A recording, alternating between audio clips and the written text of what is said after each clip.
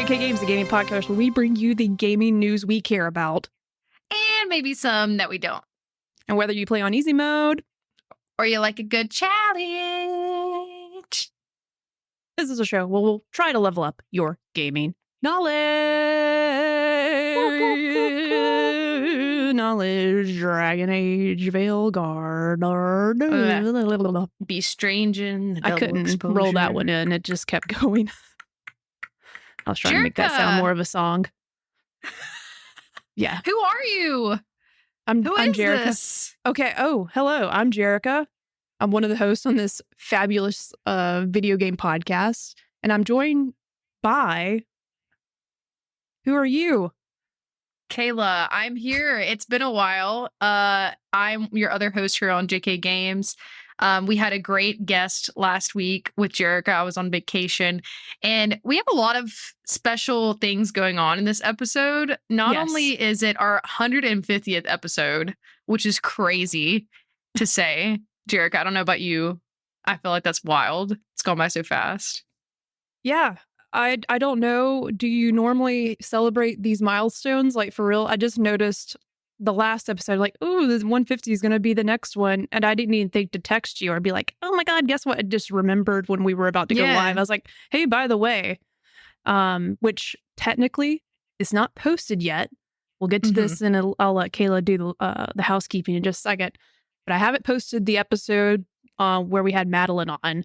I'm going to do that in the next couple of days, hopefully tomorrow. But that's episode 149. So don't worry if and you're like, oh no, she's lying. I'm not. This is officially episode 150. I don't think we're big enough yet to have fact checkers, but I hope so. I'm ready. As soon as we have anyone fact checking us or writing fan fiction, that's what I know about us. You know, it's probably going to happen. It happens to the best of the co-hosts that are out there doing stuff. I'm here for it. Well, you know, that's how we know we've made it. But like Jerica said,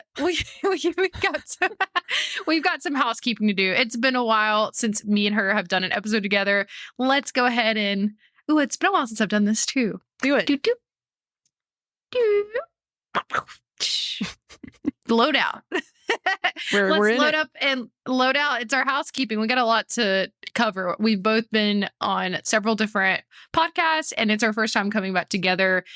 It's actually our first time coming back together to do an episode, just me and Jerica, since this is what she's going to do full time. How excited are you, Jerica? It's been like 2 weeks. How does it feel?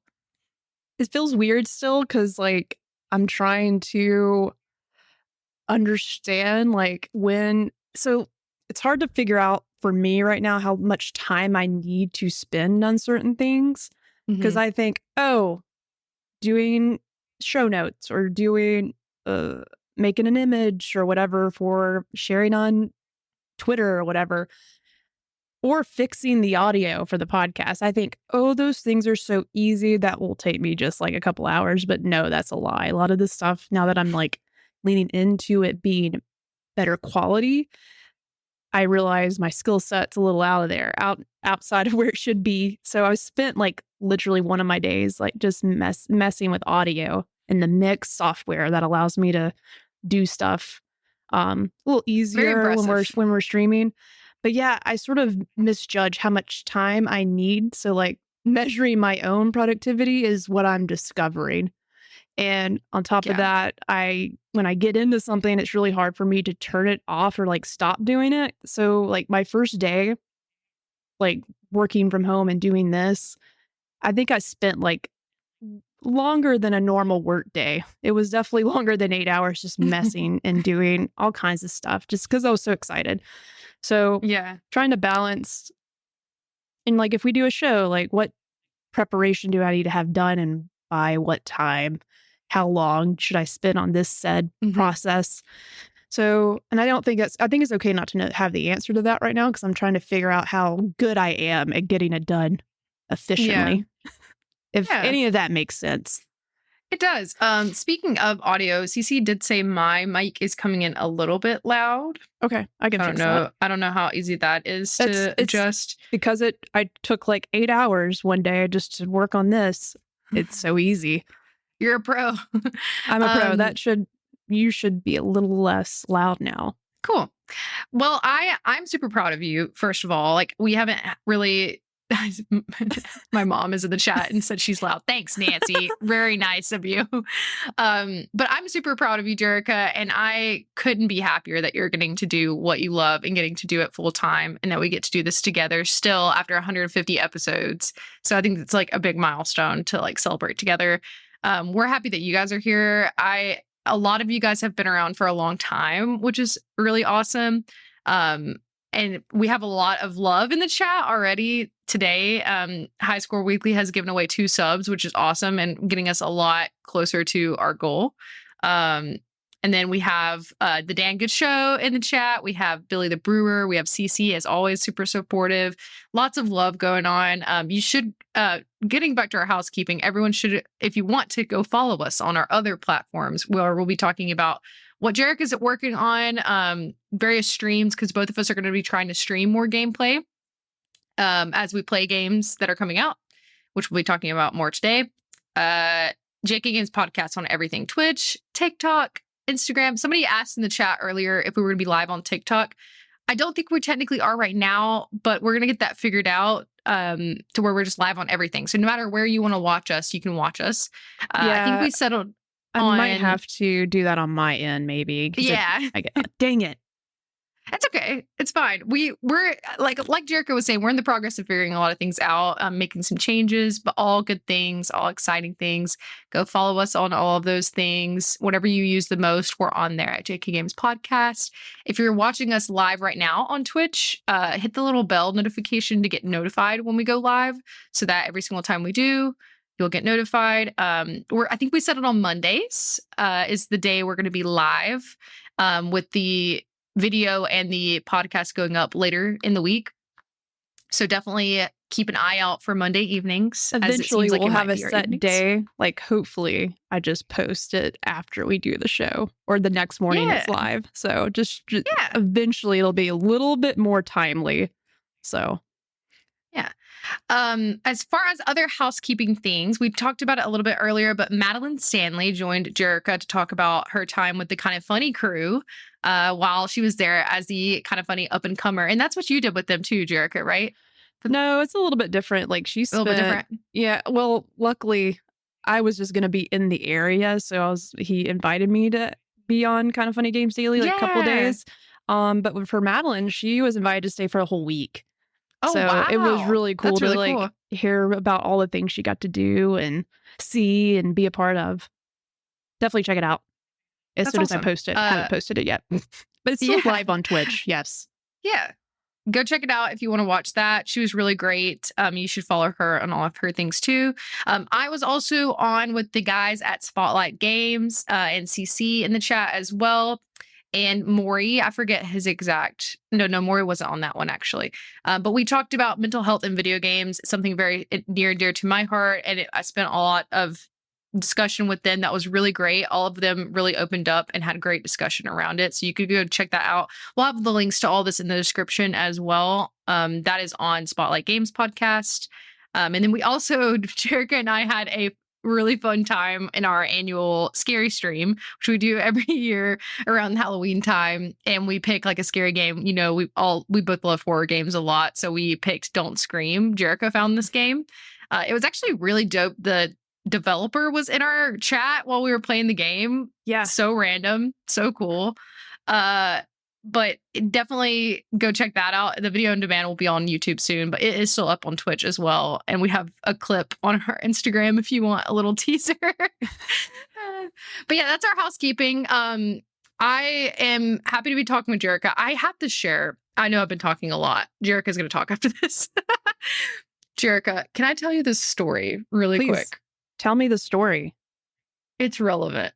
Okay. But I was getting ready. I was so excited. I was like, I'm going to hop on early. So I know Jerica's been working on new setup stuff. Like, let me hop in there and get on early. I was like, oh, crap. Where's my AirPods? Found my AirPods.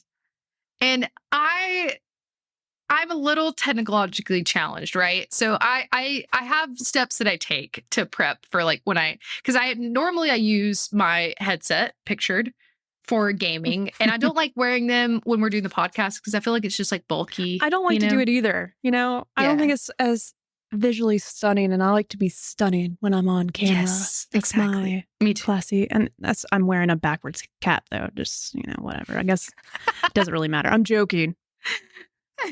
I'm not. I'm just kidding. But I was getting my AirPods, and I had made sure I charged them and all that, and I automatically it's going to try to connect them to my phone. So I turned my Bluetooth off of my phone and my MacBook so it wouldn't automatically connect to them. And so I put them in, and it's not connecting to my PC. And I'm like, that's weird. And so I'm going into my settings. I'm trying to like forget and re-add, do all the things that I know how to do. And I put my AirPods in. And I've already turned off Bluetooth on all of the other devices that I have. So I don't know where this is coming from. But I put my AirPods in, and Girlfriend by Avril Lavigne is playing. I don't know. I don't know why or from where. And at first I was like, I thought you were pranking me or something. But I wasn't even in the lobby yet. And I hear, hey, you, I don't like your girlfriend. I'm like, what? It's my favorite song. I was like, what's happening? Also, yeah, High Score Weekly is literally popping off in the chat with these bits and the subs. And also, hello, Still Loading Pod. Thank you for joining. We have also done an episode with them before, and that was really fun. But yeah, I don't know what happened. I called in Hunter, my husband. I was like, are my AirPods connecting to your phone? Are you listening to Avril Lavigne?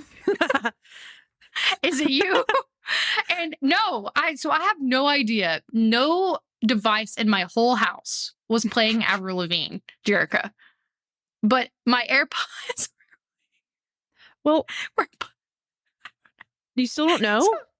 I don't know. Still, what the hell? I thought you'd have the answer. That's creepy. No, I don't have the answer. And that's so freaky. My computer... Who's listening to Avril?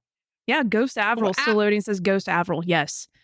Where are you, Avril? Because she's not here. I don't know. It was so strange. And I called my husband, and I was like, listen to this. Because I feel like I'm going crazy. I need someone else to experience this. And he couldn't figure it out. Man. So that's my funny story for the day. Well, I like it, but I'm sort of concerned there's not a resolution to why and what thing is playing that song. Weird. I don't know, man. But I'll keep you updated as time goes on to see if we can figure it out. But spooky season has passed, Jerica. Well, it's time to be thankful for Avril Lavigne. So, I've seen the Thank You Beyonce stuff, online. Yeah. It's the I did Thank do that You Avril. Yeah, maybe next time when you connect your AirPods, there would be like a little message from Avril. Skater Boy will be playing instead. Yeah, that'd be. Boy. Then you definitely have some kind of haunting going on, even though I don't think Avril, she's alive. She's still alive. Yeah, she is. Just because we haven't seen her in the news recently doesn't mean she's, gone from this world. Yeah. Unless Absolutely we see wild. In the news, I hope nothing ever happens to her. But if we see in the news that, there is a conspiracy that with her, that she died and was replaced by an actor. Have you never heard that? No, I actually haven't. Yeah. Now I'm extra freaked out, Kayla. This is weird. Yeah. What the heck? I don't know. It is an anticlimactic story, but I just wanted everyone to know, and I needed you to know because this happened. That's why I was late. Also, I know this sounds like an elaborate plan to tell you why I was late to join the Discord. No, definitely believe you. But I would love to go ahead and put Avril to rest. May she rest alive in peace and not in my ears from none of my devices. No offense, but I don't listen to her on a regular basis. So I was like, I have no idea where she's coming from. Very strange. But I would love to know what you're playing. Obviously, today, if you're new, also we lay our episodes out in we got easy mode, we got normal mode, and we got expert mode. Today we do have all three, so I would love to talk to Jerica in our easy mode about what have you been playing, aside from obviously Dragon Age, which we'll be talking about later for our expert mode. Yeah, besides Dragon Age, not too much, but I've recently, I'm in this group chat, a couple of different group chats for game-related things, and one of the other chats we're part of, yes, for Destiny mainly. but we're all big Pokemon fans. So we have been playing a lot of the new, let's see, Pokemon trading card game, the app. Oh. I don't know why I called it the app. The game on my phone. Okay. And it's been sort of dangerous because I don't know if I've talked about this on the show. Like I went through a big like addiction to buying Pokemon cards when they like were popping off and everybody else was also buying them. It hit a high at some point. Yeah. It's probably with the 20th, 25th or 20th, one of the anniversary, like they reprinted a lot of old cards. That's when I got back into it. Since then, I've sort of gotten away because it's a slippery slope for me. Just keep buying and spending money I shouldn't. Well, luckily, there's a game now that's out that I can play and digitally collect Pokemon cards without spending any money, but you can spend money. But luckily, I'm pretty big on not spending money in games. In game, like what is it called? Where you spend in-app purchases? In-app purchases, whatever. But the game is awesome. Of course, you can buy more gold, I don't know, Poke Gold, and get more opportunities to open packs. But you can open 2 packs, I believe, daily, just, without having to spend real money. But I've been completing missions and getting more currency so I can actually buy more packs. I don't know. I haven't really played enough to like know the rotation. I just usually open some digital packs, collect my Pokemon cards, and put it away. But also you can play like the card game with your friends or online. And yeah, it's been a good time. And I'm trying to collect as many shinies as I can, holographic cards. What's it called? I think it's Pokemon Trading Card Game. Like, oh yeah, I think that's it. I'm downloading it right now. It's been perfect in between, like if I just need to go grab something to drink, go to the bathroom, go poop. I'm gonna open up some digital cards, cracking packs on the toilet. Yeah, and it's been convenient to look at that. You can go back to Dragon Age, but yeah, I think I was reading today, like just in the few days it's been live, they've made like $12 million. Wow. It's insane. So yes, that's crazy. Very popular. And I love being able to share with my friends like what cards I'm getting. So if you are a big Pokemon card collector or even a fan of Pokemon Go, it's obviously a different type of game. You should definitely check this one out. Yeah, I actually missed this because we have had so many games come out recently and are having so many continue to come out. I literally completely missed this. So that's really cool. I'm glad you're enjoying that. They're not getting $12 million from me because I'm not spending money in it yet. I'm trying to resist. But those in-app purchases are available for you to open more packs daily. And that would be really tough for me. I'm not going to do it. That would be tough. Not going to do it. I'm a loot box addict in recovery. I get it. Like when there's a cool skin or something else, like it's very tempting to buy money or spend money on digital things that's in a game. Yeah. So. CC said, Jerica, we got to add each other on their battle when you poop or whatever. Yes. Battle poops are my favorite time now. Like good old battle poop. Anything else you've been playing? Just Dragon Age, yeah. Nice. And I cannot wait to get into it later. Kayla, I cannot wait. She's committed. She is committed. I am. I love it. What about you? I have been playing mainly Life is Strange across the board because, we'll discuss more in our main topic where I'll expand on my thoughts, but I was trying to catch up on playing the games that I have not completed. I've played a decent amount of the Life is Strange franchise at this point. I was playing Life is Strange 2 actually for majority of the time before I went on vacation. I was on vacation technically when Double Exposure launched. I've only been back recently, so I haven't had a ton of game time in it. But before I was playing Life is Strange 2, which follows 2 characters that are, this is not a spoiler, that are not in, it's kind of like a side story. Really amazing game. Have you played Life is Strange 2? Yes. Oh my God. I didn't think I was going to like it as much because I'm like, the girls aren't in it. Like the girls. How can I not have a game without the girls that I went on this journey with the first time, depending on your ending. But I will say, I was really captured by their story from the get-go because it is very emotional, and you It get really is. connected to the brothers. Yeah. And yeah, that it was it ended up being a really good game. I'm glad that game happened. I am Yeah. curious on an opinion that I want from you later. Don't let me Okay. forget, or I won't forget. I always All say right. that, but then I'm like, I shouldn't ask people to remind me things. That's what I have my phone for. So, I haven't finished it yet. So I did put it on pause because I did a little okay. bit of research, and I did read that it wasn't 100% necessary to play this one before double Mm-hmm. exposure. And I really wanted to give my thoughts like on an episode of double exposure. So I put a pause on Life is Strange 2. I think I'm on episode 4 of 8. So I'm about halfway. But will be returning for sure because the story of these two brothers like really got to me, and like it's a different in a lot of ways from the rest of the franchise, but it's so good, and like what we know and love about Life is Strange is still like definitely woven throughout that.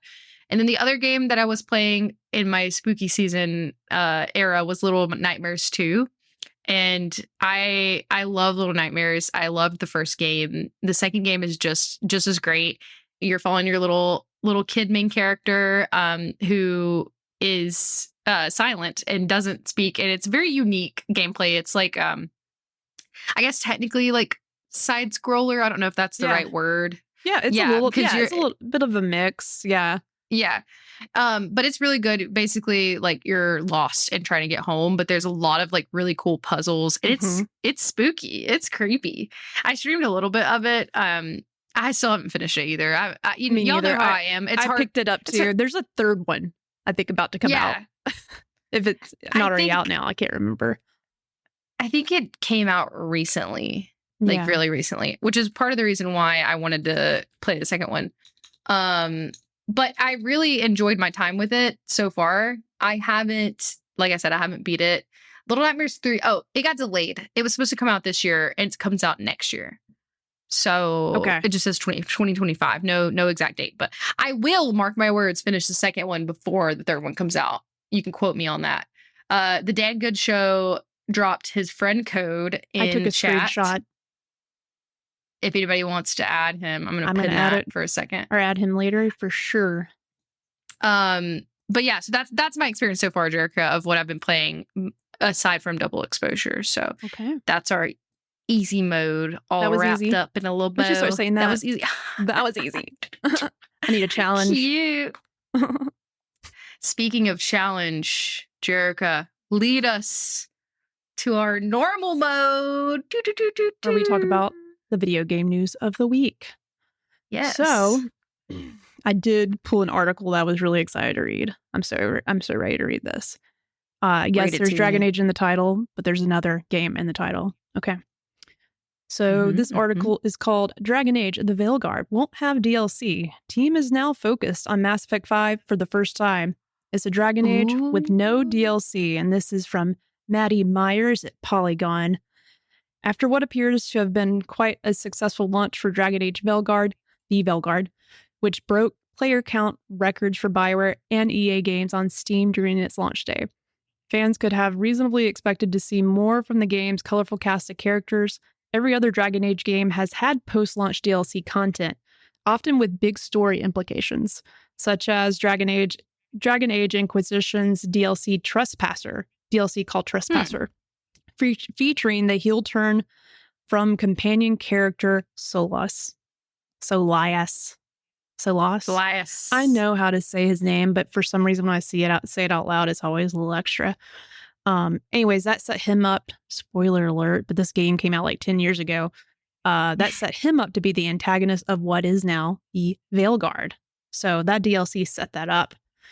In a surprising break with tradition, however, creative director at BioWare John Epler told Rolling Stone that there is no DLC coming from the game. Instead, the report reads that developers have their full attention now has shifted to the next Mass Effect game as their current project. Polygon also had a recent chat with him as well. And Corrine Bush, Also game director Corinne Bush. If I'm butchering her name, I'm so sorry. And they emphasize that the team's goals will be pointed to this focus. The main thing for them is that important that this game felt like the most complete story we're going to tell. Talking about Veilguard. To be honest with you, we're wholly focused on that right now. There's been a lot of effort to make sure that that is a complete adventure. So how do you feel? I feel great about that. I love I'm that. Sure you do. They're just moving on right along to Mass Effect, of course. And I can, we'll get into it later, but based on what I've played of Dragon Age so far, like, it seems like I was a little nervous to look up how long it's going to take to beat it. But I think Audrey finally looked up from somewhere, like, if you do most of the side quests or whatever, like, it can get into the 80 hours of time spent in Veilguard. So listen, and I don't know about you, but it takes a lot for me to get to play DLC. I'm not a huge DLC gal. Are you? No. I'm not. And there is a couple people in the chat that are upset about it, which I get. High Score Weekly said, I like DLC. And then the Dan Good Show did say me too. I'm a little bummed. I will say this. They're not wrong. Yeah. Let me speak to this. I did play all the DLC for Mass Effect. So I get it. I do get. I'm just by the preface on this. I've played Dragon Age a couple games, and I did play Inquisition, never beat them. I'm definitely more of the Mass Effect fan group. Yeah. Dragon Age is cool. I love it. I'm glad it's out. I'm glad it's a thing. We'll get to it later. But yeah, I can see where you're coming from. If I think about the Mass Effect DLC, yeah, that is a big bummer not to have it. So sorry, I didn't mean to cut you off. No, I guess it makes sense thinking of it in that aspect. Like, if it's one of you, imagine if Naughty Dog was like, oh, we're not going to do Last of Us Part 2 DLC. Instead, we're going to do... happened. That basically happened because there was a little bit of DLC for the first game. So not having that extra for Naughty Dog, good connection. Yeah, it was disappointing. Yeah, but even if they said, they made a statement that was like, oh, instead of this, we're going to do this, I could see how that would be disappointing, right? Of course. Yeah. But I guess it really just depends on what your preference is. But for me, even I'm trying to think of I've never really been in a situation where I've wanted to play the DLC. I'm not a big DLC gal. I think I would be if it was an option for me in some of my favorite games of all time. Most of my games that are my favorite games of all time have not had that offering as an option. But even The Last of Us, I didn't play the DLC until recently from the first one. None of the extra stuff. I'm normally not a completionist, so that usually includes DLC. So yeah. Well, but yeah, I know you're excited though about that Mass Effect 5. I'm so ready for Mass Effect, the next Mass Effect game to come out. I just want to play that game before I'm 40. That would be amazing. And yeah, I don't know. This can be another topic. I don't want to go on a rant because I always do it with BioWare. Changing lanes with. I'm gonna hold this off. I'm gonna hold off till the end. I'm not gonna get into it yet. I'm gonna pause the trade, but I have more to add to this conversation that will be added later. Kayla, we'll put a pin in it. Revisit.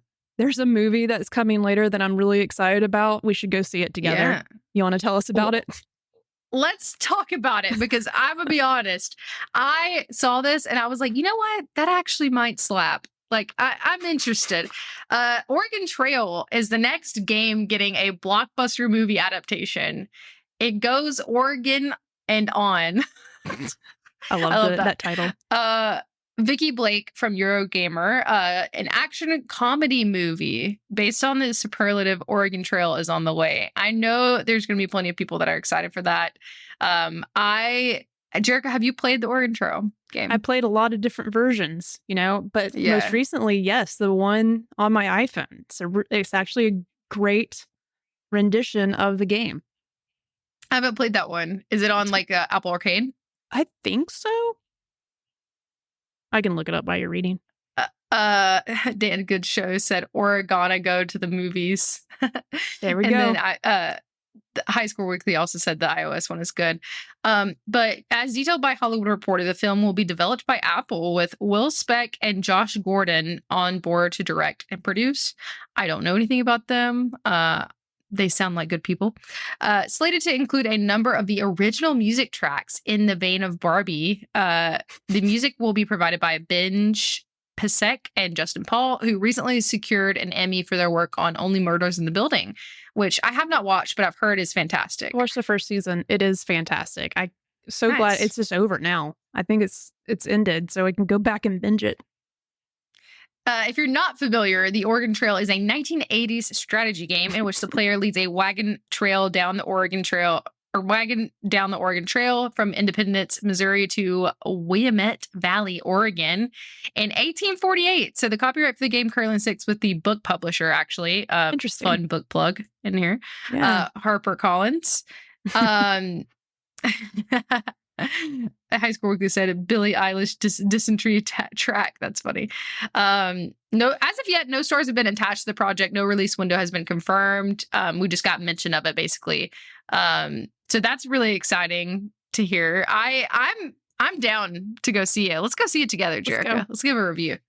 I would love to. I'll got dysentery. That's what I can't wait for someone to say they have dysentery. Like, that is what I'm waiting for. You know, parking the wagon off to the left so I can hunt.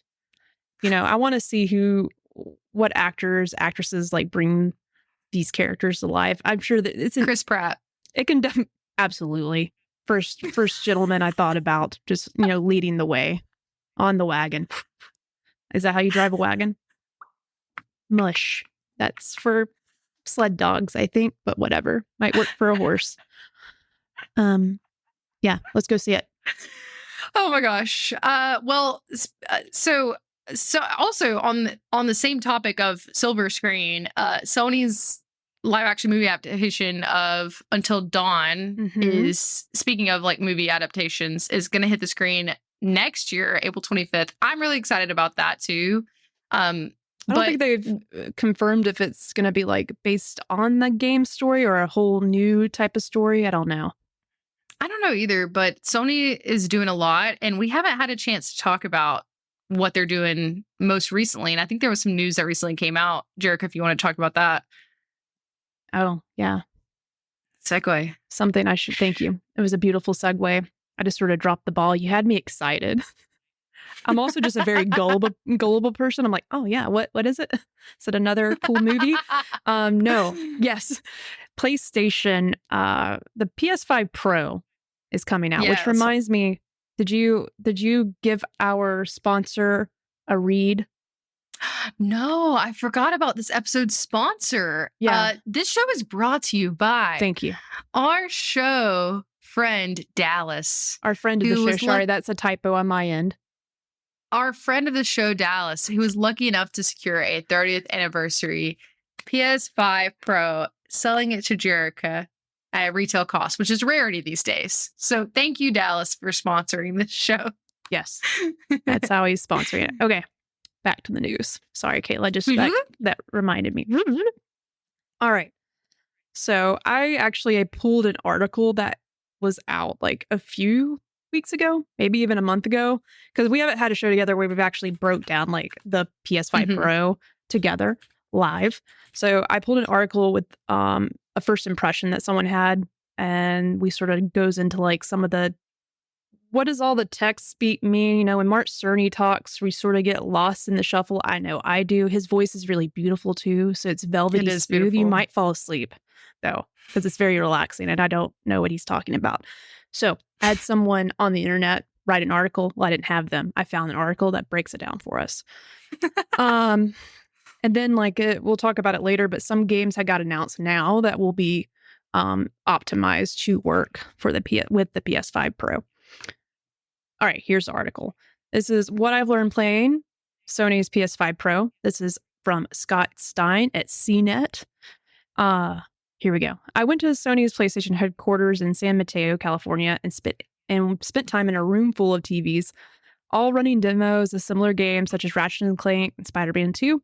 These demos were all playing on the new PS5 Pro. Mark Cerny was even there. Guided me. I'm talking the perspective of this guy that got hands-on, by the way. I know I could be really believable.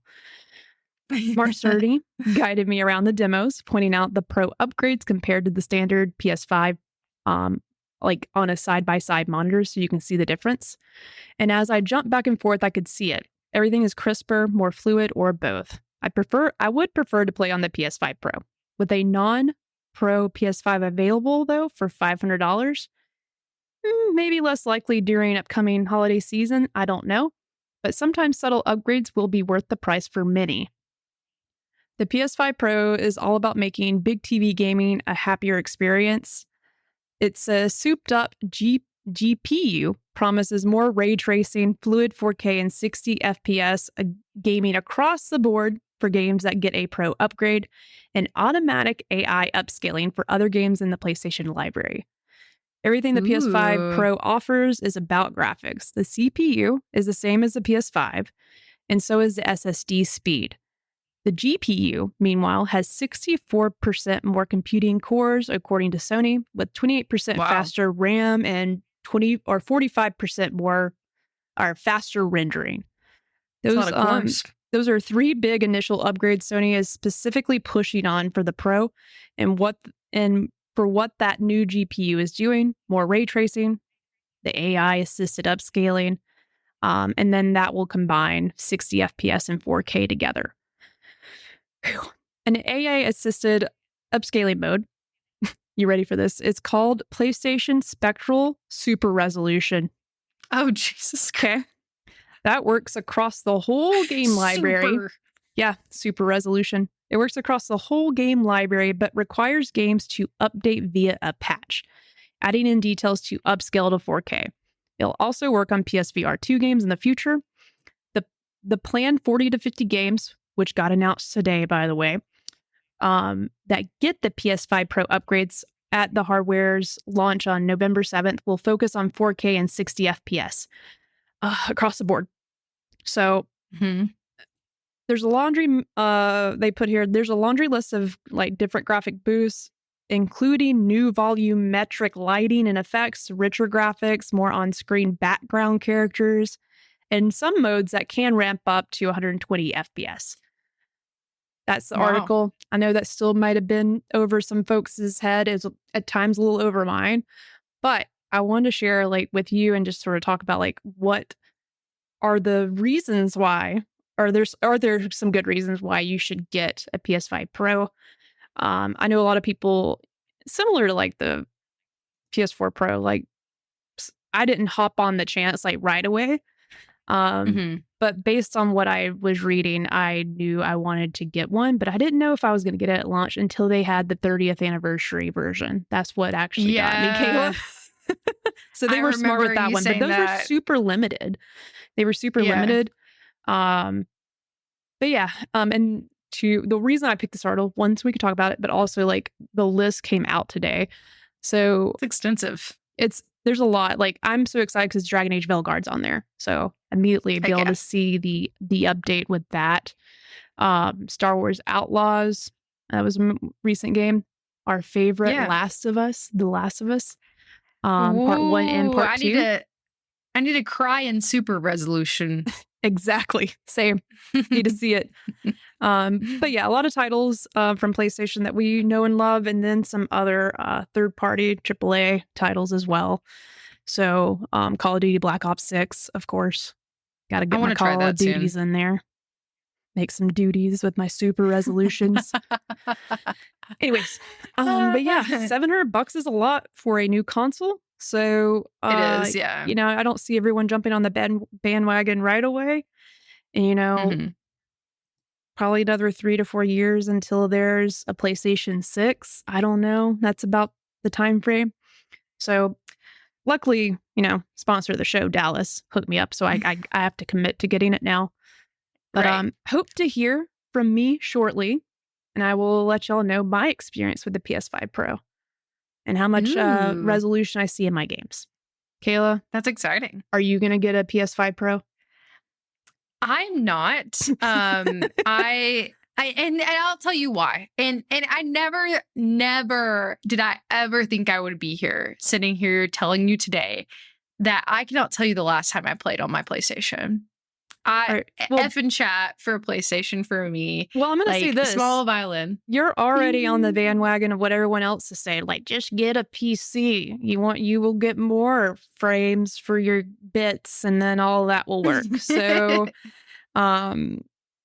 that's fine. Like, I think the upgrades are for the enthusiasts that love the console experience. But yeah, I just like you and a few other people, like I don't see a lot of people jumping on in our circle to get one of these just yet.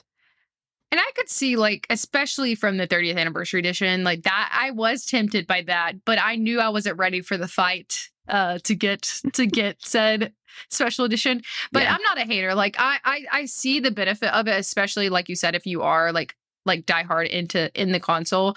And, you know, I did think about, like I mentioned to Hunter, my husband does play on PlayStation like exclusively. And I was like, does this interest you? Like, and he was like, I think I'll just probably wait. When does it actually launch, Jerica?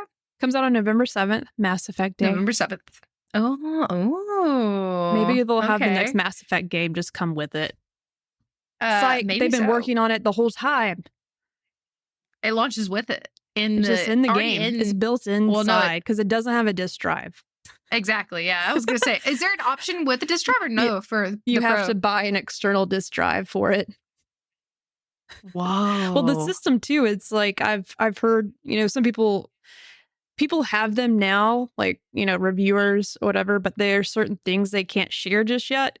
I think they were able to take it out of the box today. There's like specific rules, I guess, for them embargo things that they can share. Wow. And it's small. Like, it's not like as small as the Slim, but it's close to the Slim. So way smaller than what the current size of the PS5 is. So, which I don't have a Slim, I just have the regular one. Yeah. I like a good small little console. GameCube. Yeah. If you gave me a handle on that PlayStation 5 Pro, sold. Just need a handle. Just put a handle on it. Put a handle on it. A couple of things from our chat. You guys are popping off, so thank you for continuing that hype. Game Over Cholo subscribed or resubscribed, so thank you for that. Said, I'm so excited for the Pro. I haven't been able to pre-order in Mexico. I got my therapy right now, but wanted to say hi. First of all, love that you're shouting out therapy in the chat. Yeah. And I didn't know it. I guess international is not available yet, I guess. So that's sad, but hopefully you're able to get it when it is available. But thank you for watching. Thank you for resubscribing. I'll keep you updated and see if it's worth your monies. Yeah. Dan Good Show said Veilguard getting the update is what sealed it for me buying it on PS5. Normally I go Xbox for third party. Huh? Oh, interesting. Okie That's really cool. Cool. High Score Weekly said I use my PS5 as a Blu-ray player. Nice. Can't give up physical but media it's still not yet. even a good Blu-ray player though. Didn't learn that until recently. I went down a rabbit hole with Blu-ray, like wanting to watch certain things in 4K Ultra Blu-ray, and the PlayStation will play it, but the audio you're limited in some aspects. Anyways, yeah, I agree because I have also used it for a Blu-ray player. Which they should put the best Blu-ray player in it. Sorry, I'm going on a rant. They should, but then you would have to really use your external hard drive a lot. And does that dilute like the quality at all? Like having it be an external drive or no? I don't know anything about resolution, how that works. But... No, I think it would be fine. You know, I think even at the regular price, I'm just hating on PlayStation now. Now I'm being a hater because I'm like, y'all should put a better Blu-ray player in the system. The ones with the drive, you should do that. I agree, especially like with the price point, you should be able to get it for sure. Wild World said, I use my Xbox as my media center, but play everything on my PS5. That is a good workaround for sure. Late from Lunch said, PS5 Blu-ray is so disappointing. Are there updates on that front with the Pro? Well, there's no disk drive on it, but unless the external, let me look at this external disk drive here. Hold on. Everyone hold your horses. Did Nancy have an opinion? No, but CC said if you like it, then you should have put a handle on it. Beyonce, probably. Oh, we need that on a shirt now. Oh, that was good. Oh my gosh, so good. PS5 Pro disc drive. I did not think that this is where the direction would be going with the concerns around the PS5 Pro, but I love that we got here. I'm just and we're pissed talking off about they the didn't Blu-ray. put a great Blu-ray player in the PS5 to begin with. I had to buy. I bought a Blu-ray player recently, Kayla. From where? From Best Buy. Because the PlayStation Blu-ray player doesn't play the movies in the right formats that I paid good money for this disc, and it won't even play it on the highest quality. Audio's not great. Like, it's unfortunate. I was mad when I discovered this. I was like, oh yeah, I just got my PlayStation. No, it won't do all the fancy things. Well, I found another article. This is called Gear Patrol. Never heard of them. Hopefully they're a trusted source. In this digital age, appeal of physical media isn't going anywhere. We're reminded of the fact that over and over again, blah, blah, blah, blah, blah. The latest example comes from an unexpected source, the newest PlayStation 5 console. But it's missing one thing, a built-in disk drive, prompting prospective buyers to purchase Sony's detachable disk drive accessory. Oh, they sell their own? Yeah, it's detachable, yeah, and you can snap it on there. And of course. I'm trying to see... brief intermission. I'm looking to see if it has like... No one is talking. I need the specs on this disk drive and how good of it. It's not. I can already tell you it's not a great. It's probably not. Yeah. Blu-ray enthusiasts, I see you. I've learned about you recently, and yeah, it's disappointing. Sorry. I'll get off High Score Weekly said right now. I can I apparently the people agree with you, Jerica. Can I use my PS5 as a disk drive for my PS5 Pro? Great question. I don't see why not. Like, hook it up, see if it works. Haha. It probably does, and they don't even want us to know about it. So they don't want you to know. But you know what I want you to know? What? I want you to know how good Life is Strange Double Exposure is. Oh my God, are we going to expert mode now? Yes, we are. Expert mode. Let's go. Don't worry, we are not going to be talking spoilers about the 2 brand new games that just released that we are going to be talking about. We do have a fact checker in the chat, so I think we have made it, Jerica. Okay. Because really quick, back to our original point. Dan Good Show from PlayStation Direct, play PlayStation 5 games in a vast back catalog of supported PS4 titles on Blu-ray disc. Enjoy watching movies and shows on 4K Ultra. Okay, that's for the ad on the drive itself. Interesting, it says 4K Ultra. Okay. Huh. I just wonder if it supports Atmos. Good question. There was something when I was trying to watch The Last of Us Season 1. I bought it off Amazon, the Blu-ray Ultra, when I could just watch it on HBO, but I wanted the pure quality of a Blu-ray disc, Ultra 4K. Yeah. And something on the PlayStation was not allowing me, the PS5, to watch it. Sorry. Okay, I'm done. I'm off topic. We'll get a professional in here. Cody, friend of the show as well, is an expert, went down the same rabbit hole with me. To talk about more of a scientist physical Blu-ray media. That can talk about how it works. Sorry. Late from Lunch said re-rail, which I love. That's perfect. But I am wanting to definitely discuss Life is Strange. I have a couple things. I haven't played a ton. I'll go ahead and let you know. I did stream some of it yesterday if you wanted to watch. You can rewatch it on Twitch. Not really many spoilers in that stream that I did because we're really just in the very beginning. Like I'm not even technically, I think I'm almost finished with chapter 1 or episode 1. Life is Strange is episodic. I believe that they did not do like a slow release this time.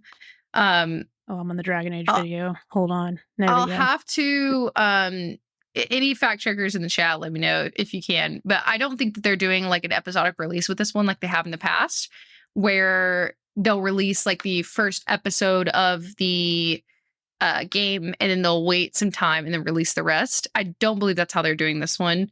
Correct me if I'm wrong, but Life is Strange Double Exposure did just release on October 29th. So it's been out only a few days. So Square Enix is who is over it, but specifically Deck 9 is a developer on this one. You are correct. Thank you, CC, in the chat.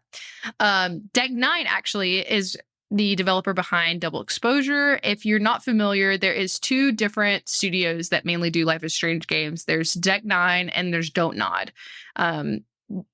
Deck Nine specifically made True Colors and Before the Storm, Life is Strange Before the Storm, whereas Don't Nod made the original Life is Strange 2, and is actually the one making Lost Records that's coming out next year.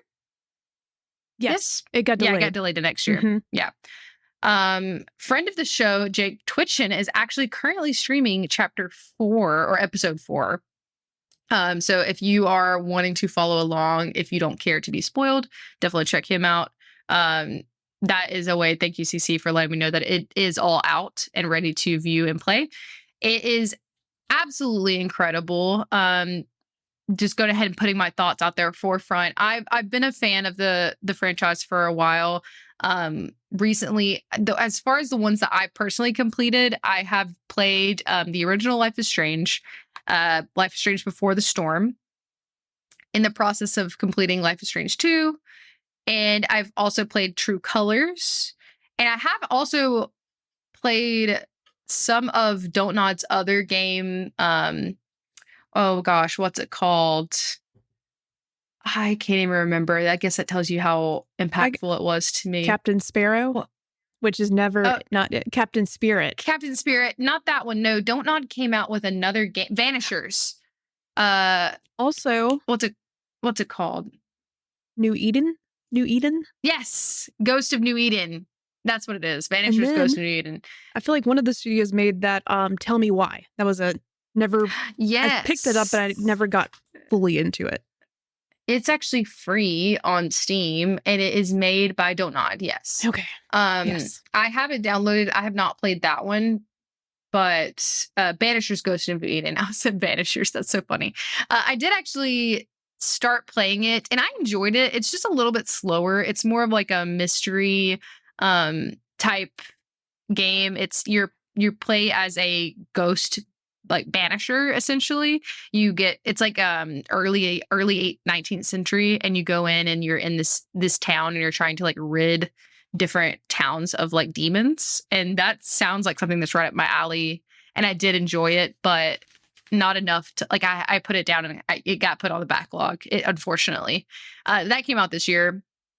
High Score Weekly said I forgot about Banishers, played most of Tell Me Why.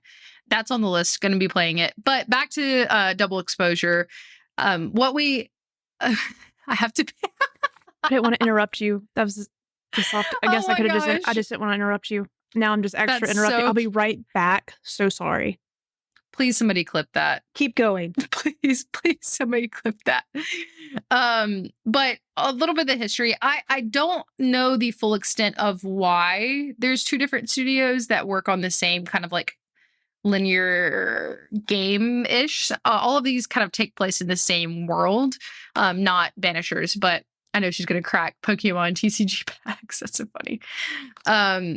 But they, from what I understand, originally when Deck Nine was working on a game for them, I believe it was Life is Strange 2, they still wanted to come out with a continuation of the series. So they hired Don't Nod to start working on Before the Storm, I believe. And that may be the wrong order, but that's kind of like the history on the 2 different studios working on that. But additionally to that, it's definitely the same Life is Strange that we all know and love. It's really phenomenal with the visuals. My computer's not necessarily the most like souped up computer. I have pretty like limited graphics and mobility there, but it is beautiful. It's the performance is really great. The audio is phenomenal. I think like the soundtrack of Life is Strange is something that's very stands out to me. Like I could listen to lo-fi on repeat from Life is Strange. High Score Weekly said you're correct, but swap. Square had Deck Nine continue because Don't Nod is kind of slow. Okay, gotcha. Jerica, you didn't miss much. We were talking about the different studios that are over the games. Okay.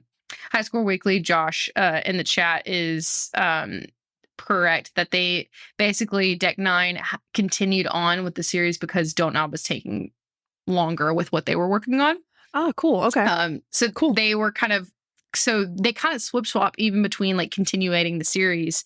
So you may notice some differences when you're playing the games. For me, it seems pretty seamless. Like there is, here and there, I would say, like from just looking at the list, I think I prefer Deck 9, actually, the games that I've played so far. True Colors was great. Before the Storm was great, but also I've enjoyed all of them, so I don't really necessarily have a preference. If you guys have a way to preference. remember who does what. I know you just told us, but I've already forgotten. Because I guess they work so well off each other, like going back and forth. Yeah. Deck. I'm very curious what that looks like behind the scenes. Deck 9 is True Colors and Before the Storm. And this one, Double Exposure. And Don't Nod is the original Life is Strange 2, and is making Lost Records. So that's kind of where we're at right now. And then again, this is my notes now. I love that. I have to pee and Deck 9. It's all acronyms. So someone's going to see this and be like, where is the treasure? Thank you, Dan. Good show. I asked them to clip where you said you were cracking packs and spitting facts. Hell yeah. That's our motto. We love it. But anyways, back to the audio, absolutely great. The music, I could sit and listen all day. One thing that Life is Strange does is they purposely put in little moments where you can kind of like sit and meditate in the game. So like there will be a moment where your character is like Max Caulfield is our main character again, which is really exciting. I think I mentioned this earlier. Where would I rank Double Exposure compared to the others? I'll get to that in just a minute. Hard to say because I haven't finished, but I'll give you like right now. They purposely put in those moments where, and this is one thing I love about it as a franchise, is it's very intentional. I feel like every single moment that you're playing in has like a purpose and a reason why it's there. And literally every decision that you make, if you don't know anything about these games, like it's very much like butterfly effect, where one little voice line, one little choice can change the result of your game, like your whole game.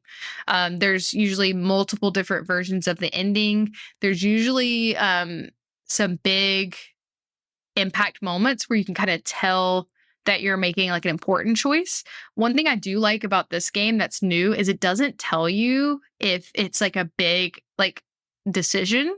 It will tell you like, hey, this will impact your later game. But it's not as obvious as in previous games where like you're making like a make or break decision, which I kind of like because I usually try to go with what my initial gut reaction is.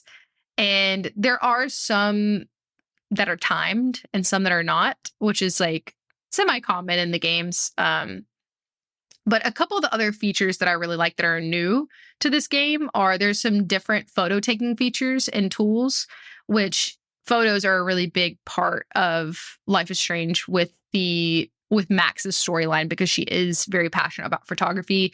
She's at this like I guess it's a college that she's at right now.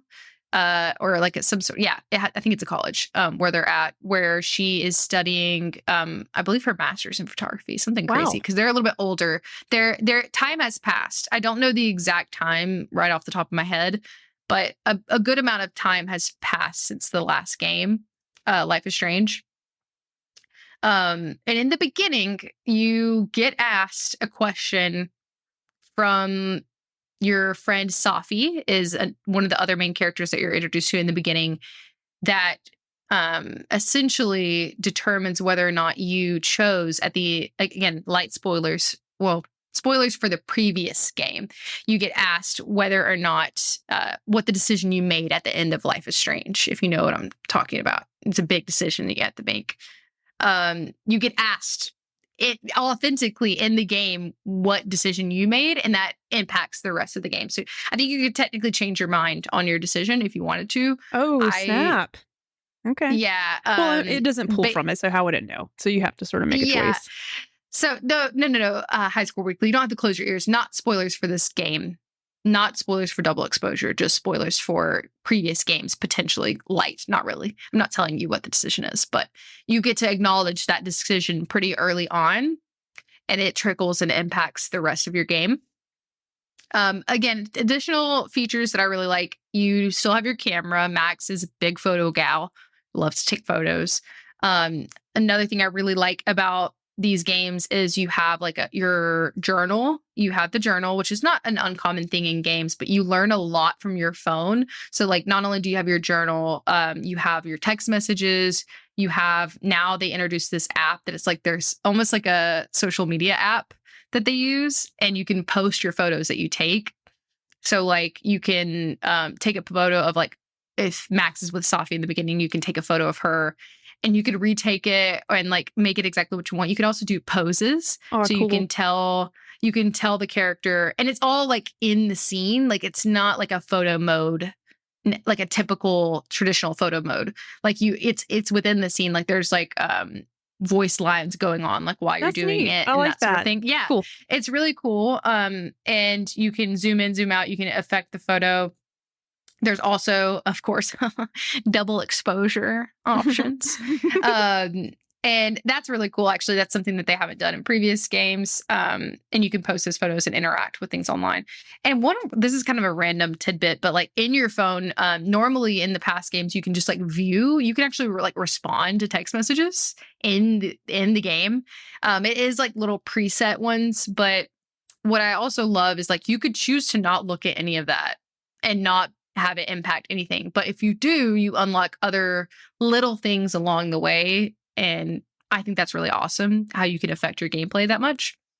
But those are some of the new things. Absolutely stunning audio, not just the music, which is always great, but also like just the sound design I think is really cool. Like it's really immersive, and I don't necessarily have the best headphones or like the best setup, but I feel like it still sounds really great. The way that they have like, it almost feels like spatial audio, the way that the game is made. Especially the scene that you open up in where you're in this like abandoned house. Everything's like really echoey and like the music is good. How's it running on your computer, which used to be my computer? So I'm curious because I know it's got a little bit of an older graphics card. It's not horrible. I still have to play around with some of the settings. And you can go and look at the stream and see I'm dealing with a little bit of screen tearing. Okay. But I'm trying to like mess around with my settings and fix that. But I can see it still looks really great. I think it was a 1070 that was in. Yeah, I think computer, so. Hey, and it's the game keeping can up. run. It is. It's keeping up. The game can run. I think it's like 4K 60 FPS like capability. Okay. But I am not getting that exactly. Yeah. But it still looks good. I know. Either way, it looks great. We still have that, the heartfelt, fun, cheesy dialogue that you get in all Life is Strange games. Like it's very like it's very endearing, right? Like it's intentionally at times cheesy. Some of the things that they do or say, it's very angsty. But I just love that we're following Max again. Like she's such a great character. I feel like I've followed her through so much of her life. It's a little too early for me to say like, yes, you could just pick this game up. I don't think you should just pick this game up if you haven't played any of them because it's so directly tied to her backstory. I would recommend you at least watch some videos. I wish that you would just play the Life is Strange 1 and Before the Storm. I feel like are both really important to play. They do have remastered versions of those games out, so you don't have to play like the older dated ones. You can play like it with a little bit more updated graphics. So I would recommend that before you play this one, just based on what I know so far. But yeah, it's really great. The decisions that you're having to make already, even in just in the first chapter or first episode, seem very weighted, right? Like it's pretty heavy right out the gate. But the basic premise is that you're at this college, you're studying your dreams, you've been selected for this very like prestigious program, which is what Max has wanted all along. Her past is still kind of haunting her from some things. Like you can tell when you read through her journal, how things ended, which I won't say, and like what's happened in between of the last game and this game. Because again, there's a time jump and you can look at all of that. But definitely recommend reading all the extra things. But essentially your best friend that you've made in this college, in this town, that, like, I think it's actually her roommate, disappears. She disappears and then she's found murdered. Which is like that's like in the description. That's not like a spoiler. Oh. But Not. I was just saying that 'cause, like, I sort of haven't wanted to dive into this game at all because I am such a big Life is Strange fan as well. Yeah. That Yeah. I don't want to know. Not that you can share with me whatever. I just haven't been personally like looking up stuff because I'm like, as soon as I read one thing, and now after hearing you, I really want to pick it up again. That's all I'm gonna say. Don't worry, that's all I had plans.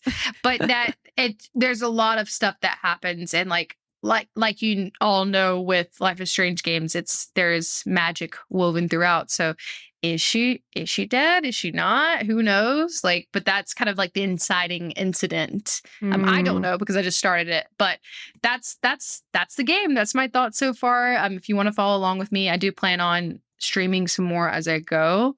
But it's really great. As far as where it ranks, I think somebody asked me that earlier. Wild World. I don't really feel like I can give. Oh yeah, I know that's kind of a cop out, but how many hours have you played?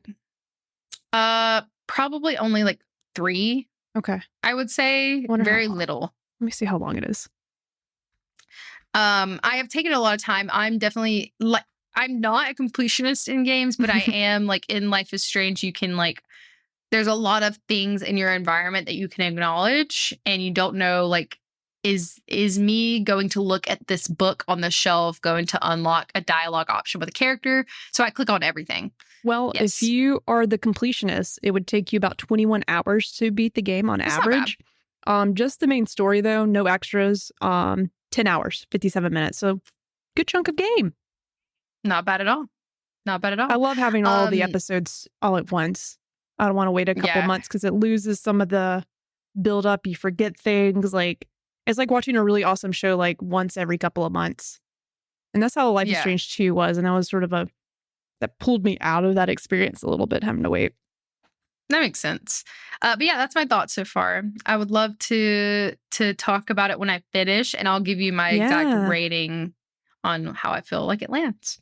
All I know, I've just seen on Twitter a couple of times, just some people are upset about some things. So I could only imagine what the gamers are mad at. So I'm eager to see after you're done, without giving me specifics, were you satisfied with it, or do you wish it would have had other situations? But without telling me the answer. That's when I know, are you happy or sad about it? Which with the Life is Strange game, we're probably going to be sad about it because always, I feel like those games are never super happy.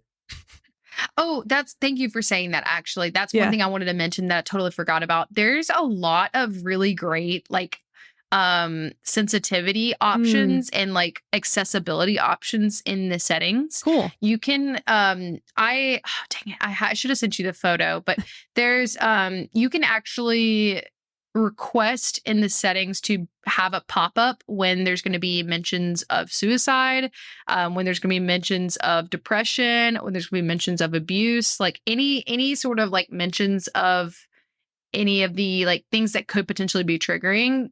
You can toggle for that to pop up on your screen, and the option to skip it if you wanted to. That's great. Which I think is really cool. Because they didn't give us any warning with the first game. It was I was like, oh snap, this is a serious game. Didn't see that twist or turn happening. Oh my God. So that's great. It is. It's heavy, but in a way, just from my past experience, it's heavy in a way that's very impactful and positive. Not positive. I guess there's a purpose. It's very purposefully growth heavy. And some, if anything, whether you've been in an experience that's similar or personally affected, it's always nice to have an outlet of being able to put yourself in someone else's shoes or experience these emotions in a different way. So and I'm glad they have that in there. So that way, if it's a situation that's a little bit too close to home, but you want to play this game, you have that option. So that's wonderful. Yeah, I thought that was really cool. Because again, it may be something that that's upsetting to you, so you just want to be warned about it, and then you can still play through it and just know what's coming and be better prepared for it. But yeah, definitely cool that that's in there. Yeah, that's my thoughts so far. Well, I can't wait to see Jerica. how it turns out in comparison Oh, to like what we do know about the previous game. So, I'm scared, but man, excited at the same time. you know what? Jerica, what you been thinking? Listen, I took some notes. I also will not go into spoiler territory with Dragon Age Veilguard, the Veilguard. I keep just saying Dragon Age Veilguard. That's what I thought it was, actually. I'm not even the gonna lie. Veilguard, formerly known as Dreadwolf, but they changed the Oh, that's title. right. Mm-hmm. I forgot about that. Solas is actually the Dreadwolf. That's not a spoiler. Okay. I don't care about spoilers. Inquisition came out 10 years ago. Literally, That's it's how I been feel about Life is Strange. I'm 10 like, come years, on, man.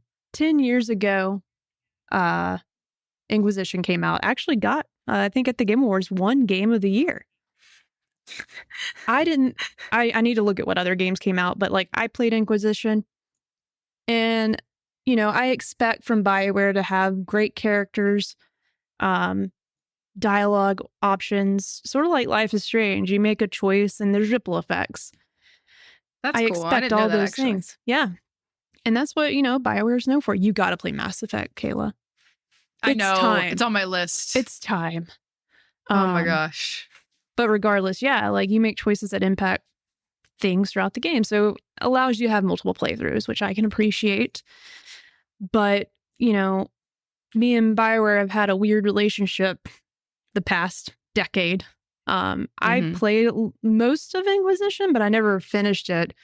And, you know, going into Veilguard, there's immediately a big shift. And we saw from some of the trailers that not only style, but what they've shared with what this game's going to be, the experience is going to be like, is really like more linear. With Inquisition, there was more open areas to explore. On top of that, I just remember the hinterlands. I don't know. That was the worst experience for me. The area was massive. There was things you could implement in the game that were, I don't know, like what's that? What's it called when you are doing something in a game, but you have to wait for like hours to pass before you see real time reward from it? Yeah, there was like real time strategy happening mechanics, with this desk that you would go to make things happen. So you had like that. These open areas were it's not really desolate, but like I just remember I couldn't get out of the hinterlands because I felt like there was way too many quests and things to do. And I'm like, what direction do I go in? And like, am I going to the right path? How do I get out of the hinterlands? Finally got out of there, by the way. I started progressing in the story. And yeah, Dragon Age and Mass Effect have always had, to me, very different types of gameplay. With Mass Effect, it's over the shoulder. I don't know why I'm just blanking on what kind of experience of like another game that's like it. I'm blanking. Maybe it'll come to me. But Mass Effect's like over the shoulder, a little bit third person. And of course, you can control, just like in every BioWare game, you can have 2 squad mates, 2 other folks with you and your crew that you can tell. You know, with Dragon Age, I might have someone that's great at healing, a mage with me. And then I have also like this warrior, and they're able to do a lot of melee damage. So like, and you can control both those characters. Same with Inquisition, same with Mass Effect. But with Mass Effect, it's a different experience because like you have a gun and like you can also have abilities, but like it's a shooter. Yeah. With Dragon Age, it's a little different. And I don't remember, that's one thing I got turned off by with Inquisition was the gameplay wasn't too fun. You could swap 2 other characters, and I always felt like I was in control of too much of the other character. I sort of just like telling them what to do. And I struggled with, I'm not an expert, but I really struggled with the gameplay with Inquisition. That game was not fun to play to me. Yeah. But Mass Effect's always been fun to play to a certain extent, but also Mass Effect, not the best gameplay, not a fun, like, oh my God, I cannot wait to play this level in Mass Effect. I'm there because I want to hear banter between 2 squad mates. I want to see what happens next in the story. If I make this decision, like the characters carry so much.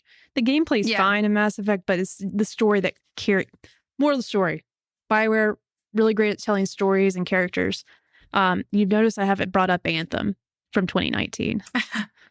That was the last game that BioWare has put out. He who shall not be named. I actually liked it. Anthem, I'm not gonna lie. Hot take. I wish it was a live service game. If it could have had a way better story and then didn't have all these other, not live service, but like they were trying to be Destiny. Yeah. You know, and that was just not the direction for them to go in, which brings me to my other point. But what I just remembered, but I'm not going to get into it now. Anthem, the controlling the javelin suits felt so good. Like they really nailed it with that. But the character building, the squad mates was just instantly like the thing that makes BioWare was just not there. Right. I know you're like, come on, Jerica, you gotta keep going. I'm getting there. I promise. I derailed you with Anthem. No, that was me. I know. I just want you to think like this is all to come together to say it's been so long since we've had a true BioWare game. I don't count the remake of Mass Effect trilogy. I don't count that, but they technically put that out. But there's been a lot of trust issues with not just me, but everybody with BioWare since Anthem. So, of course, we were hesitant to go into it. The style has changed. They're talking about it's going to be a little bit different from Inquisition, actually a whole lot different. But they took out all the fluff. I'm happy to say they took out all the garbage. They took the trash out and they focused just on the characters. They focused on gameplay. I can say right now, I'm having a blast playing the game. It's not just the characters. Yay! The gameplay is so good. I'm able to know what I'm doing. That also means, and it's not easy either. Like you can control the difficulty, but oh my God. The gameplay is like Mass Effect gameplay got even better. And then they just made it to where it makes sense for Dragon Age. So, and I have a little bit of gameplay I'll play, sort of like don't read the subtitles if you want no story spoilers, but this is like a little side quest I was doing for a character last night. So it's not too, we're just activating artifacts here. So nothing too serious. Love the artifact. Well, that's still Kayla's stream. Hold on. I can't talk and do this at the same time. Multitasking here. All right. Bobcat CR said the new one feels like 1 and 2 combined. 1 and 2, like Mass Effect or like there's been multiple Dragon Age games, so just clarified. But yeah, like I'm having the best time playing this game. I just want to emphasize on the playing of this game is fun. How many times can I say it? Like this game is a fun game to play. To the point, you know, I'm a big gamer, but also my girlfriend's a huge gamer, where she is just as addicted to this game as me. If anything, she might be more addicted to this than she was. She played through the trilogy, Mass Effect trilogy. Loves it. There's a Kayla, I have a little bit of an outline to help me stay organized here. So give me just a second. I'm going to pull this right back up so I can stay focused because there's a lot to talk about. Little brief, like the story stuff. Do you have to play Inquisition to get into this game? No, they made it really friendly to new Dragon Age players. I just want to make sure I answered that. And as far as like, I was going to ask. And as far as like the tone of the game, like a lot of people were giving it hate, saying, "Oh, this is they've gotten soft. BioWare's went soft with the new I'm just the worst with names. Dragon Age. They've gone soft, and it's motto. But they haven't. The so far some of the stories and quests I've been on, some have had some difficult conversations. It hasn't gotten too edgy just yet, but like I can see where this could go that way. But definitely it feels like in terms of tone, like it's just as serious as like the last Mass Effect to me. Like for real, like it's not soft at all. And and then I talked a little bit about like I'm trying to like also compare it to another just world that it maybe reminds me of. And it's just, you know, I is it called like high fantasy? I don't know. You're in Middle Earth.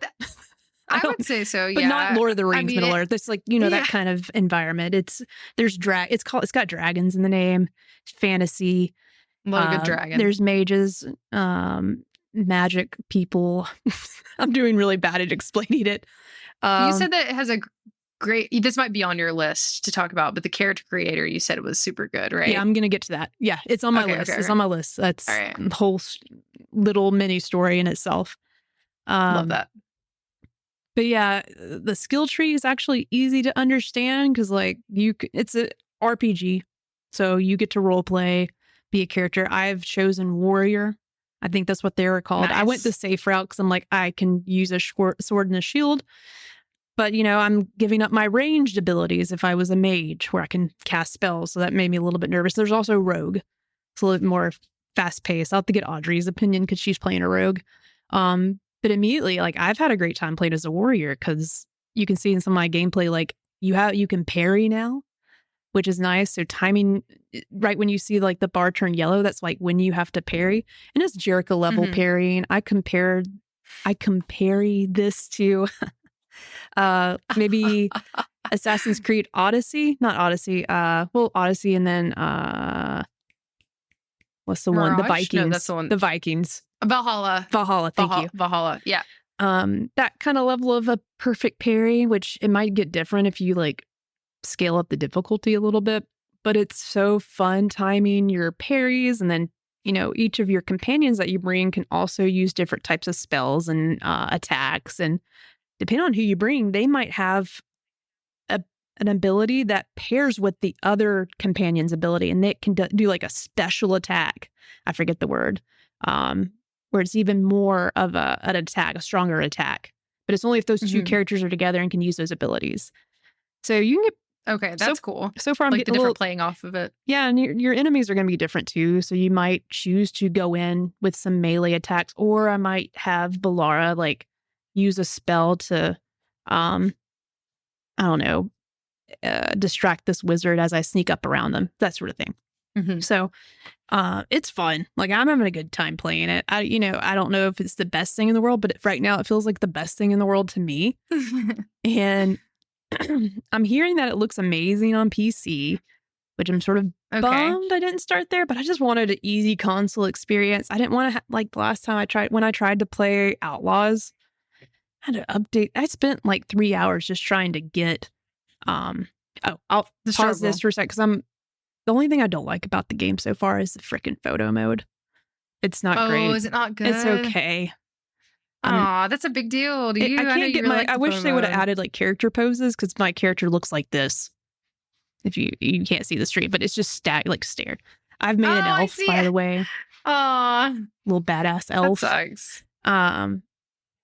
But yeah, this is a beautiful game though. It's beautiful on console, and I can only imagine what it looks like on PC because apparently it is this game scales very well to PC. I think you can even play it on the Steam Deck. You don't have to download any EA bullshit to play it. Amen.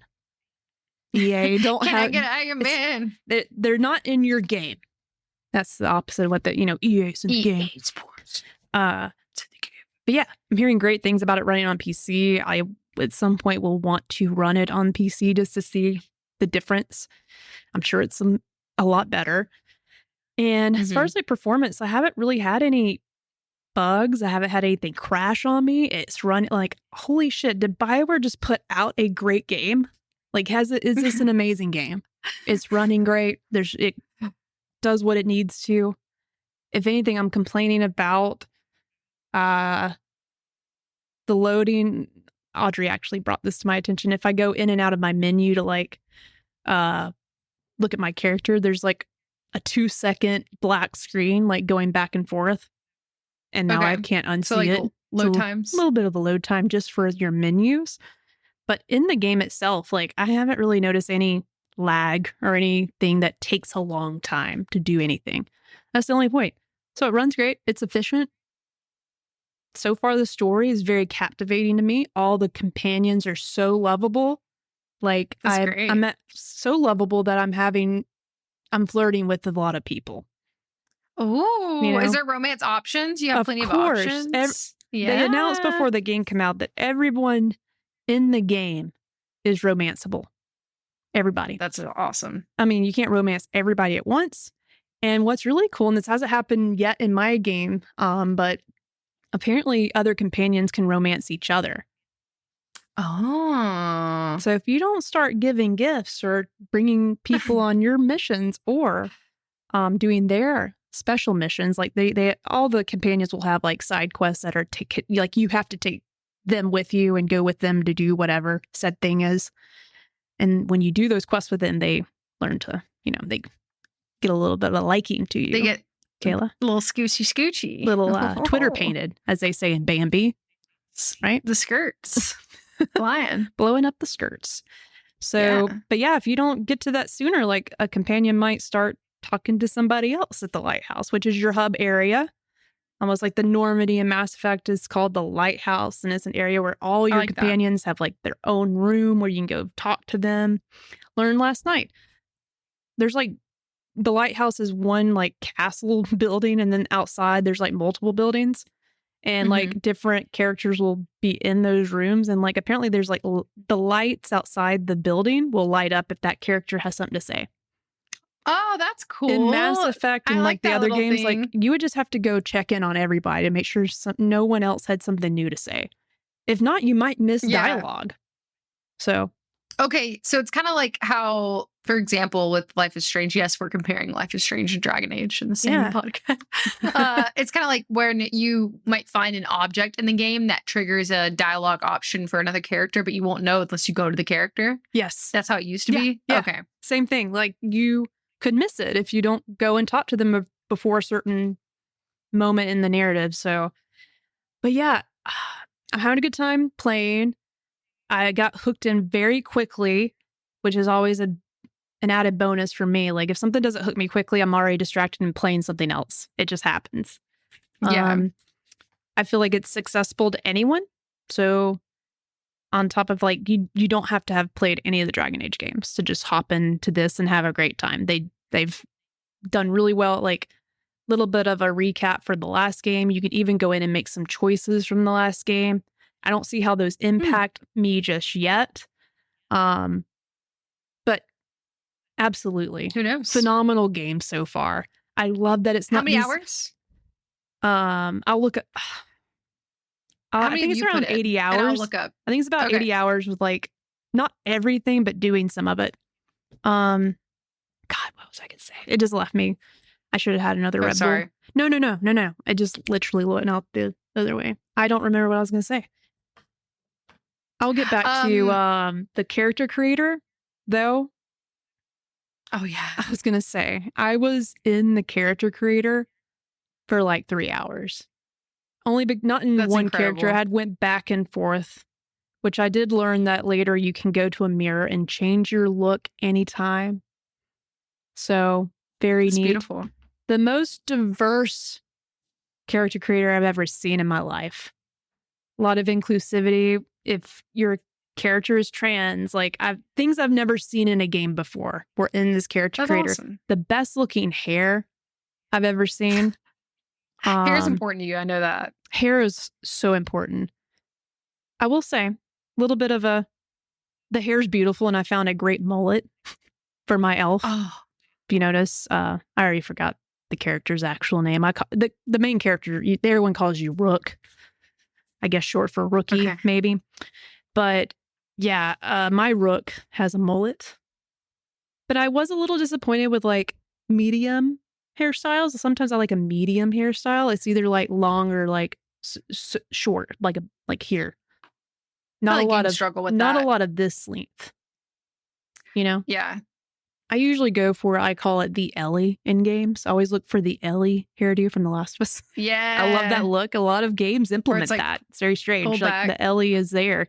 I like to look for something like that. And they sort of have a hairstyle that's like that in the game, but the hair is just so much longer. Mm-hmm. So I went with the mullet. Yeah. But God, it's beautiful. You can get so detailed with like your character can have like cataracts in like the left or right eyeball. That's crazy. And it's I literally spent at least 3 hours just in the character creator. So, but you don't have to do that. You can go back anytime. So you can go back and even change like your appearance. Yeah. That's really cool. Like, actually. I guess if you like, even considering like role playing, like if your character, and I think this is really cool, is being able to experience, like you can change how your character, like sexuality. I mean, there's a lot of, romanceable options here. You're role playing a character. It might be someone that you can relate with personally. It might be yourself in this character's shoes. But literally could go and change if I was playing a male character or a female character, which is amazing. That's really cool. You can change your pronouns at any time. You can change also like the inflection in your voice. Like you can change your voice also. I love voice options in games. I always think that's very interesting. And all of that's customizable when you go back to the lighthouse and go to your mirror. So you can change that. Okay. Man, I wish I could remember what I was going to say earlier because it was sort of cool, but I guess not. I'm terrified. I interrupted you to ask. No. An idea shouldn't leave the brain that quickly, Kayla. The fact that I can't remember it is sort of terrifying. I understand. I've been there every day of my life. But yeah, overall, first impressions, I can't put it down. It's super fun. Oh, I remember. It came back. I'm thinking of things what I love about it. Inquisition. I even can say Mass Effect Andromeda was trying to do too much with open world. They both came out sort of like when the bigger the better. And I said I love Mass Effect for how linear a lot of the quests are. I don't need these open worlds that are, if it's an open area, it needs to be rewarding for exploring. It needs to not be desolate and boring. And just there just to say I could walk 50 feet that way. I don't know. That's not really a long distance. I could walk a half mile this way and the game is still loading. It needs to be purposeful. Yeah. Purposely open. And one thing I will say that this game relates, another game that it reminds me of and how they don't master it quite like this, but it's close. But like I think of God of War, Ragnarok, like 2018 God of War and like Ragnarok as well. Just how they do semi-open areas. Like they have different cities and environments you can visit from the map. Like you can fast travel these locations. You can't walk to them. You have to teleport or use the magical system that we use here. Yeah, the tree. I won't go into it because I want it to I don't know if it's not a huge spoiler, but you have a way of transporting anywhere that you want to go. So it's not open in that aspect, but you can teleport to any of these areas and they are pretty open, but you're rewarded with puzzles, obviously looking for money or collectibles, and your characters get abilities that you might have to utilize their abilities to get to an area in the map. Like you can't get to this place unless this character moves this huge boulder so you can climb up it. So like thinking back, that's actually really cool. For what's the first Jedi game? And I'm sure the second one's like this too. I always forget the title. I always say like Fallen Order. Jedi Fallen Order is the first one, and then Jedi Survivor is the second one. But also sort of like that kind of game where you see things that you might not be able to get to right away until you discover a companion or get an ability. But there's a little bit of that in this game too. If you're exploring, you might see something you just can't get to yet. So a lot of I love that. That's one of my favorite things about the Jedi Survivor games. It encourages you to like go back to these places and just explore. So like I'm literally not just getting lost in the character creator. I'm getting lost in these semi-open areas too. And I'm not even doing the story. Like I'm literally just exploring and looking around to see, is there a chest up there? Oh my God, there is. I'm so glad I walked up this way. So they did good. The open areas are really fun to explore and they're not boring. So thank you, BioWare, for slimming it down, making the quest very linear, but like focused and not putting any of those real-time things at the desk or at the table, the war table. I'm so glad there's not a war table. Thank God. Boundless Gamers, first time chatter, so welcome. Jerica did answer this question a little bit earlier, but maybe she can give like a 2-second spiel. Boundless Gamers said, how does this game stack up with the previous Dragon Age game? Much better. In my opinion, I was not in love with Inquisition, never even beat it. Not to say it wasn't I've heard it was a phenomenal game going through it. I ended up watching the YouTube videos to like know how the story plays out. Because I'm like, I'm never going to beat this. It's just too much game. There's like too much to do in it. That's actually why, not because it wasn't super fun. It was like, I'm just overwhelmed.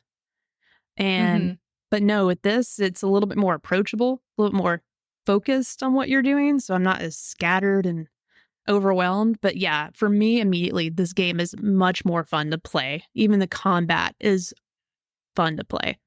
Like it's a fun game, not just an experience or a movie. BioWare magic, dialogue. A game. Like it's a fun game to play too. That's awesome. I have my personal history with the Dragon Age games is I've never played any of them. So one of my questions that I'm glad you answered was, would this be a good one to jump into? And it sounds like the answer to that was yes. Mm-hmm. So I think I will be picking it up. Do you see yourself like sticking and going through like the whole thing, or do you see yourself like putting it down and maybe picking it back up later? What do you think? I'm all in. Like, I'm so sad I actually have to work tomorrow because I like just want to play this tonight. I was telling Kayla, like, the past couple of nights, nothing has hooked me this hard in a while to where I'm literally staying up to like 1 a.m. playing because I just cannot stop. Yeah. That's always super fun. I didn't think this was going to be that fun. I didn't. So, yeah, that's good job, BioWare. If you can make Mass Effect just the same way, please let it just be the same way. I'm not, they've already said they're not going to go with the stylized like approach. So like, this is definitely a different type of artistic vision that was different from the previous Dragon Age games. They've confirmed that the like Mass Effect will keep a more realistic graphic experience. But yeah, if they keep with this formula, I think we're in for and also a great treat with the next Mass Effect game. Which is very exciting. And I am going to play those. I have them downloaded and I want to stream them with you because that would be so much fun. I would love to be your backseat gamer for this. So, backseat gamer, boys. Maybe one last question before we go. High Score Weekly said self-plug, but I did a Dragon Age soundtrack listening party stream the other night and he didn't really like it. I don't remember. Do you like the soundtrack? It's a great thing to bring up. I don't really... The music hasn't stood out to me enough to really tell you. Yeah, I think that like for either game, the new one and the last one, the music's been good to hear enough to where I don't notice if it's bad, and I also don't notice if it's amazing. So I guess it's probably in the middle for the soundtrack. The Mass Effect though, soundtrack's like ingrained in my brain. Well, you said, do you plan on streaming any of your playthrough? Yeah, so we can watch alongside you. Yes, I got to figure out what days I'm doing that because I wanted to do it initially, but I wanted to take you don't often get to play a BioWare game, and I'm like, I'm technically on vacation. Like I took vacation time, and I'm like, I sort of just want me and this game to be together for a little bit. Also, I didn't want to look like a noob trying to figure out the controls because like the last Dragon Age game was a little bit of a challenge. So I was a little nervous. But now that I've got an idea of what's going on and I'm pretty decent, I feel a little bit more comfortable streaming. As long as you're cool with spoilers, but I'll definitely post like when I'm streaming and try to say like where I'm at in the game. Just so, which might be sort of hard to do, but I'll try my best. Regardless, there might be spoilers when obviously watching me play. So right. Yeah. That's the same with me when I'm streaming. I don't know why I just gave a disclaimer. Duh. If you haven't played, it's definitely going to spoil you. So no, you know what I mean? But you can kind of like, I know I've seen some people when they do that, like kind of put in the title or like somewhere about like kind of where they're at, like you said, because it might be fun to like, if you're already they're already past you to see like how you react to certain sections. My quest is sort of queued up now. So like, I'll maybe just put in the title what quest I'm doing with who. So that'd be pretty neat. I like that. Yeah. Well, I am glad that we are both playing. Like, it's not very often that we are both playing a current game that's like out right now. Yeah. And I know you said you were hoping and kind of disappointed that it came out at the same time because we both you can't play. You could play both at the same time, but I think it's kind of hard with the scope of both of the games to play both at the same time. Absolutely. So it's cool that we get to spend our 150th episode. If you're in here later, like 150, big milestone. that we get to spend it talking about new games that we're both really enjoying. I'm glad we both are having good experiences. And get to finally say, like, BioWare put out a great game, and the next one is going to be Mass Effect. Isn't that wild? They're working on it, like, all in. They're diving into the next Mass Effect. I am that sicko. I brought it up last time. I'm the sicko that was just like, even when they were putting like the Metacritic scores and, you know, announcing like, oh, it's gone gold, I was like, yes, that means they're done with it and they can just work on Mass Effect, which is amazing. I'm just selfish like that. But I don't want to be selfish anymore because, like, this game's special. Oh, well, you're special, Jerica. I am. I'm very, very much so. In a loving way. Not that. And we have to go back and watch the clip that somebody clipped where you had the I have to pee. And then all my notes about all to keep up with what studio's doing, which Life is Strange game. So I have that in code now. Deck 9, True Colors. Oh, what's BS? What's BS? Sorry, forgot. Vanishers. Before the Storm. God, I forgot the O. I need to put a little O in there. Hold on. Before the Storm. But there we go. This is the kind of content you get when you get to watch our stuff. It's a struggle sometimes. It's the beauty of who we are as gamers. Which, if you don't go, like I said earlier in the episode, go follow us on all of our platforms so that you can we have some video on demand coming for the last couple of things that we've done with our spooky stream, which is hilarious, and you should watch it because it's me and Jerica are a hot mess. Very much so. Playing Don't Scream. So you should check it out. But I did you have any other closing thoughts, Jerica, before you go? We should play Dragon Age. I wish I could go and play more Dragon Age right now, but it's actually I gotta force myself to get sleepy. So I have to get up and go vote in the morning. Exactly. Time to vote, which y'all. You should all exercise your rights. Please go vote. Yes. And on that note, thank you guys all for joining. Thank you for 150 amazing episodes. And we'll see you guys next time. Bye. See you next time. Goodbye.